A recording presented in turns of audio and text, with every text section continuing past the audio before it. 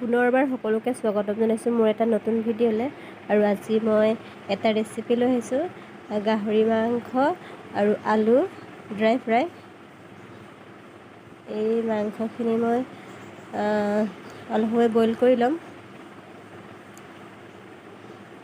এনেকৈ কিছু সময় মই মাংসখিনি বইল কৰি লৈছোঁ আৰু মাংসখিনি বইল হোৱালৈকে মই সেই সময়খিনিত নহৰু পিঁয়াজ অলপ খুন্দি লৈছোঁ।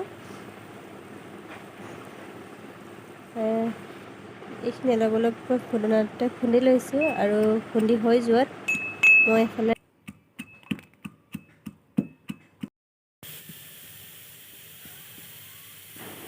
এইফালে কেৰাহীখন গৰম হ'বলৈ দিছোঁ আৰু গৰম হোৱাৰ পিছত তেলখিনি অলপ গৰম হ'বলৈ দিছোঁ।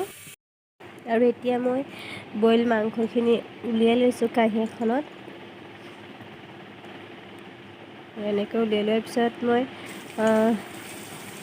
কেৰাহীখনত কুটি থোৱা বাতি থোৱা নহৰু পিঁয়াজখিনি দি অলপ গোন্ধটো যোৱালৈকে ভাজি লৈছোঁ ৰঙচুৱা হোৱাকৈ।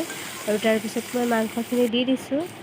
এতিয়া মাংসখিনি মই আলু দি দিছোঁ, এইখিনি ড্ৰাই ফ্ৰাই কৰিম সেইকাৰণে আলু মই লগতে দি দিছোঁ।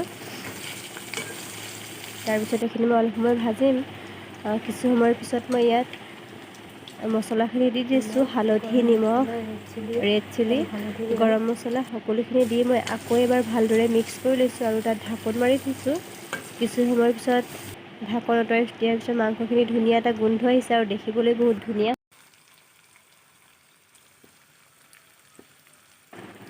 আৰু এইখিনি আকৌ কিছু সময়ৰ বাবে থৈ দিলোঁ ঢাকোন মাৰি। তাৰপিছত আকৌ ঢাকোন এৰুৱাই দিছোঁ আৰু এতিয়া মাংস আৰু আলু ধুনীয়াকৈ সিজিলে। আৰু এতিয়া মই এইখিনি বাতি এটাত উলিয়াই দিছোঁ আৰু চাওক দেখিবলৈ কিমান ধুনীয়া হৈছে আৰু খাবলৈ বহুতেই টেষ্টি হয়। আৰু বহুত কম সময়তে বনাইছোঁ মই, আৰু যিসকলে নাই খোৱা এনেকৈ খাই চাবচোন, বহুত ভাল লাগিব।